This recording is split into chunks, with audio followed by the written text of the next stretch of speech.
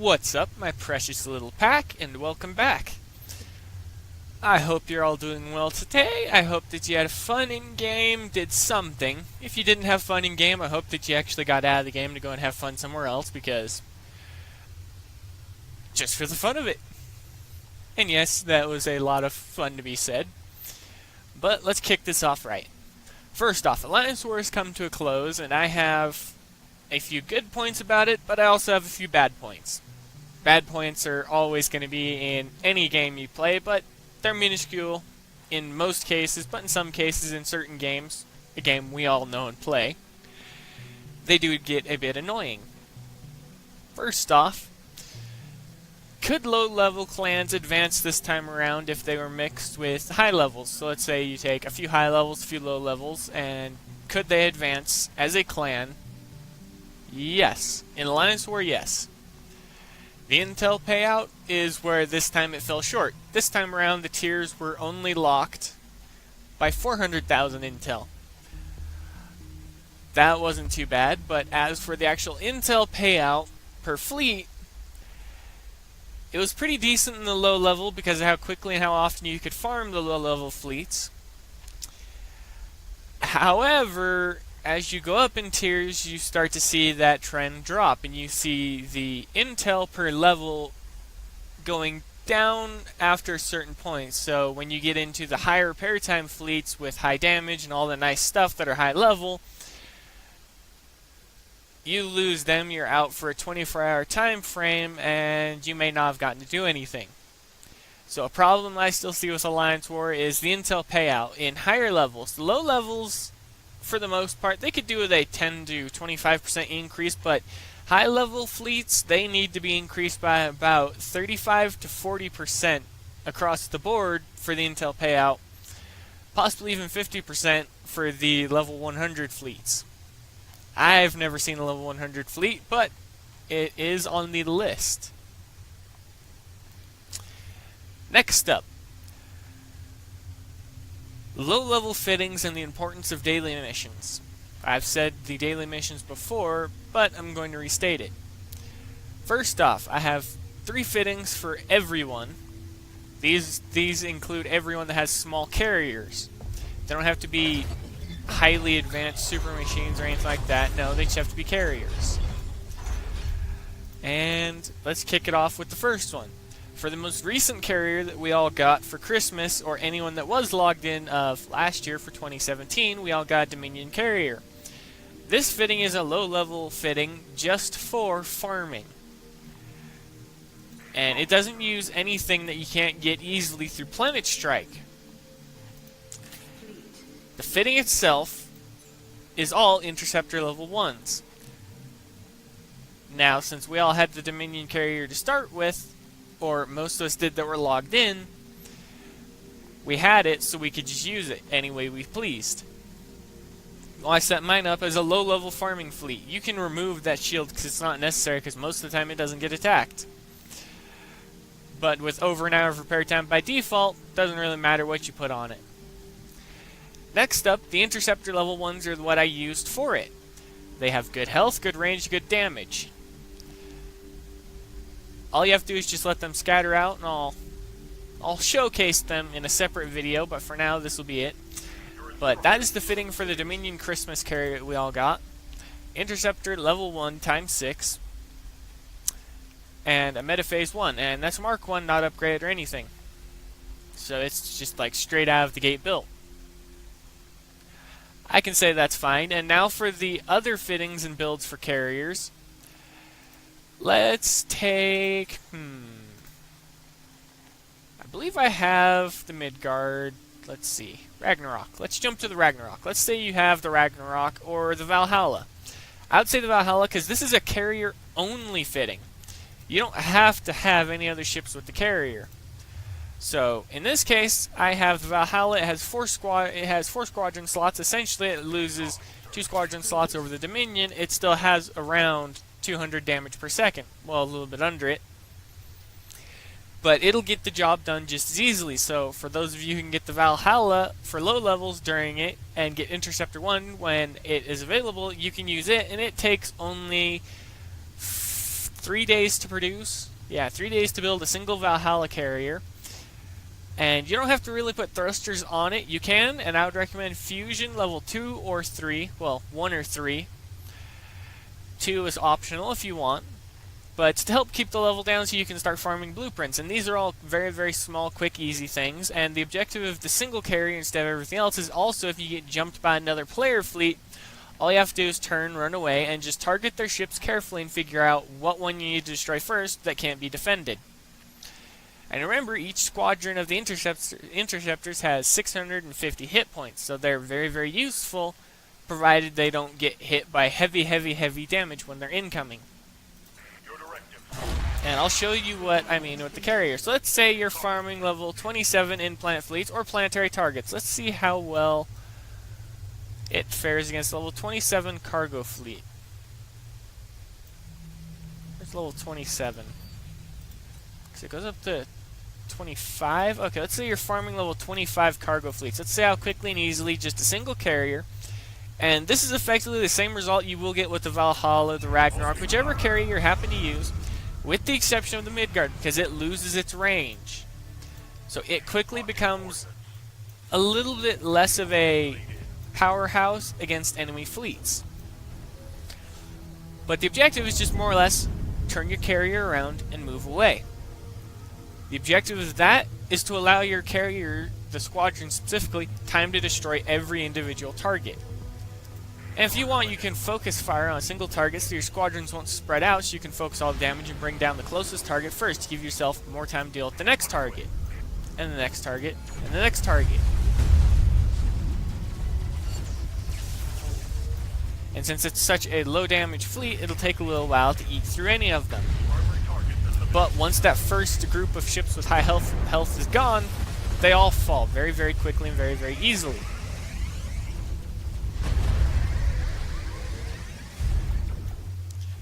But another fitting I will show off after this fight is for the Longbow destroyer. I haven't tested out a full fleet fitting of these, but I believe it should function and work as I expect it to. Now, how would I expect longbows to function as a free repair fleet? Well, for one, they're low build time, and the weapons I have fitted on them, you can build about 2 to 3 a day, depending on if you build blank holes and get as much free build time off as you can. If you do, then you can get 3 a day. But you'd have to time it out and all of that, and most of you don't want to do that because you want to be able to partake in other things throughout the course of the day and not just focus on building something. Let's say you want to go out with friends or something like that. So I'll show off the Longbow Destroyer fitting here in just a minute, and here's the good thing. The Longbow Destroyer fitting that I have in mind does not use high-level anything. It does not use blueprint weapons. It uses only researchable weapons. So your base will have to be at least high enough that you could have researched a minimum of, let's say, Focused Optics 5. That's about as far as you have to go. And let's just take a look at the little fitting, because I actually have a pre-run built up. And they're only going to be level 19. Here it is. And the objective of them is literally top out their mass as much as they can have, and they're easily mark upgrades, so you know they're going to be more useful against cruisers. But this is the fitting. They're only little 36 damage ships, and they're only meant to help you farm up that first up to level 25 fleets. But let's go ahead and let's just jump off. Well, didn't want to jump out of planet. Let's see how well it fares alone. Again, let's find a level. We want it to be at least level 20 so you can get some farming done. And this is only one of 2 fittings, because next one is a Broadsword fitting that is actually going to take a few days to prepare the entirety of the fleet.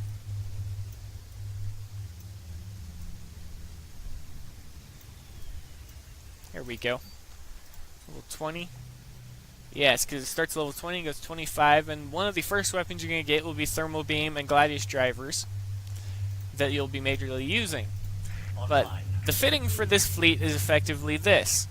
It'll be nothing but Repeater Ray 3s with a Focused Optics 5, so you can have a very long range. Now, this fleet will lose against this. I know it will.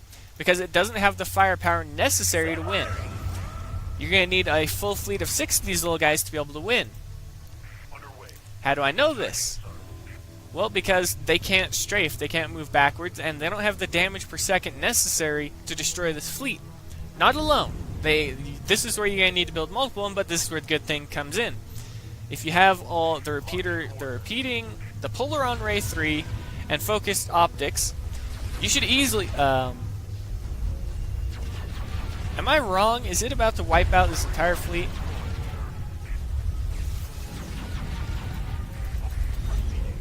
Nah, it's about to die. Right there. What? What? Okay, I know it's a free repair time ship. It shouldn't be able to take those hits. That's just... There we go. Okay, so you're only going to need about 2 to 3 of them to be able to farm those. That means you could build a fleet of them and farm them, provided you have everything necessary to build them. And they're free repair time ships because everything from Tier 1 is mostly free repair time unless you build them otherwise. But 3 minutes 30 seconds for this fitting, and as you can see, they're very useful against carriers. I mean, cruisers, not carriers. They can't even touch a carrier. Well, every one of them could touch the Midgard because it gets such garbage range. But that is the low-level fitting for this one. It's using a Tier 1 ship with a Level 5 focused optics, Level 3 Polaron rays ×2, and Level 4, I believe that's titanium armor. I'd have to check and see. It's been a very long time, so I do apologize if I'm mistaken, since I've used this low-level stuff. Plasteel. It's Plasteel Level 4. But that's what gave it the little bit of durability, apparently. And I intend on fitting more of them as I slowly go. I may actually cancel this fleet just to build up and refit these ones, because it only takes a few hours per ship, and I have the entire run of them set up. I just need to refit them all. And the mark upgrades are very easy to farm for them, because you can get them very, very easily during the supply runs. And right now we currently have cutter supply runs going on. And you can also just farm the little rebel raiders, the rebel scouts and stuff like that, because these ones will also drop the pattern boxes that you need, which are these. And all you need is the Mark II pattern, and since they only go up to Mark II, they're maxed out at that point. So that is fitting number 1. Now let's go on to the broadsword fitting. Now this you will need higher level blueprints and stuff like that for. And the fitting, oh wait, they're down here. This is the fitting I came up with. Again, free repair time across the board. They're low damage, mostly. I only have 2 runs of them built up for now, but I'll go ahead and I'll drop them in and I'll test them against the AI fleets again. Let's find another level 20. And these are using wave drivers 2 and 3, so you're going to have to farm up higher level targets to have these. But I found them useful in low level PvP. Alright, let's take a look at what they can do against a cargo level 23, since they're level 23 themselves. Open fire. Destroyer. En route. Destroyer. Underway. Destroyer. And the objective of this is not to actually show you that it's exceptionally easy to use higher tier weapons in the low tier and farm everything. Well, that would be a lie, because it is easy.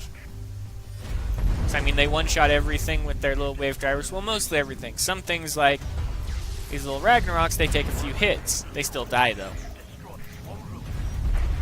The cruisers, however, they never stood a chance. And because of the low-level shielding and stuff, you can easily farm with these. And I do have a separate fitting, once again, for this fleet as well. I'll actually show that one off now. And these ships, they take about 16 hours to build a piece. No more, no less, only 16 hours with the wave driver fitting. Now I'm going to show you another fitting that actually uses something you can farm in Planet Strike, which is actually active right now, which is the Precise Gauss Driver. And you're going to be using level 3 again. I do not believe I've skipped any of my refits and messed up the fitting for these ones, but I should have. Yeah, here it is. It's not fully fitted yet. It was supposed to have a little bit more, but the weight actually drug it down. So now let's see how well it fares with its brothers in combat. And these are just a few low-level fittings and carrier fittings that you guys can use. And I'm going to slowly get back into low-level stuff. I'm going to talk a little bit more about it. I'm going to help you advance until you're up to the point where you don't need any help. Now I have high-level fleets that I can farm just about anything I want with. Low levels don't, so I have to come up with easy, high-damage fittings, and I'm going to do test fleets and stuff against the in-planet event fleets for Planet Strike. I'm going to test to see just how well each fitting works.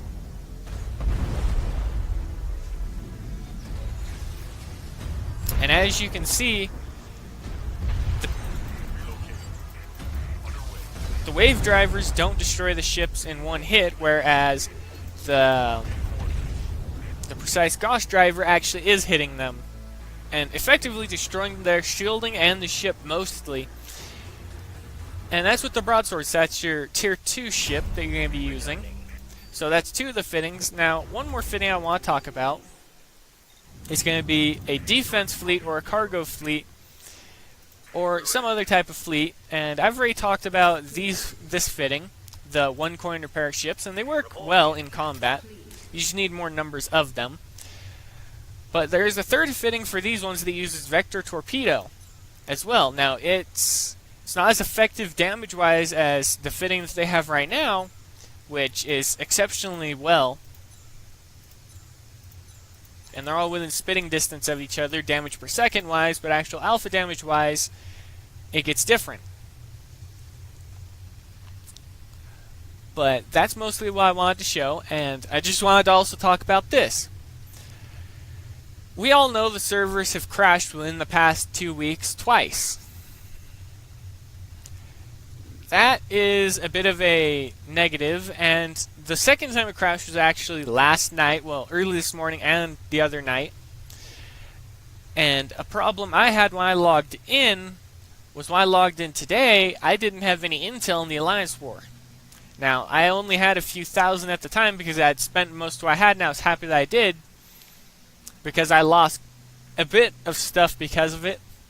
But I wasn't too concerned when I saw that I only lost about 4,000 or 5,000 intel, because I mean that was only 2 low-level fleet hits. But I wasn't too concerned when I saw that, but for anyone else that had the problem, I hope that you didn't lose too much. If I was the only one, well, I'm glad I didn't lose that much. I was aiming to actually unlock the Dragoon Destroyer, but I wasn't playing enough, and the first day of the Alliance War, I couldn't even log into the server. Every time I tried, I would get disconnected, or I'd log in. I got in the first day for about 6 minutes, managed to send messages out to people, and I got disconnected and couldn't reconnect for the entire day. I just logged off. And the server, I don't know what's up with it or anything like that, but whenever it goes down, it seems to always cause a problem now for either when it's spinning back up, there's major lag, stuff like that. And from what I understand, there's still a few problems, but I haven't noticed anything major from my end, at least. No more disconnects, a little bit of lag here and there. No combat lag yet, though. And I also wanted to quickly cover the Planet Strike. That was another thing I actually wanted to do. I just spaced off a bit. But this time around, we have the Cruiser Planet Strike. So we have the Corinthian Cruiser and the Apocrypha Cruiser. Reinforced Rails. Interceptor Squadron. Alright. Top of the list before anything else here. Interceptor Squadron level 1 for the carrier fitting that I recommended. You're going to be using it and it alone for most of the low-level farming carrier fleets. And yes, you can mark upgrade the carriers, and I'll be doing that later. And remember, as you mark upgrade carriers, they do increased hull damage and increased shield damage, so they just become better overall against the fleet, so they'll be better at farming. And for all of you who don't have a Dominion, don't worry, I'll be doing more low-level fittings for low-level carriers or small squads and fleets with a carrier centered around a carrier. So I may recommend the Ragnarok, the Valkyrie in some cases for high shield damage or bypass. I can't remember which one it does compared to the Valhalla.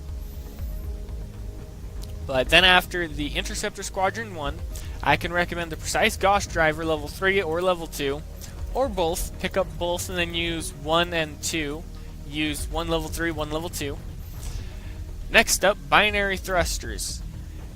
Only ship I can see using that would have to be frigates. Frigates, because I can't see myself putting that on destroyers when if I'm going to be strafing out, just use strafe thrusters to get a little bit more strafe speed.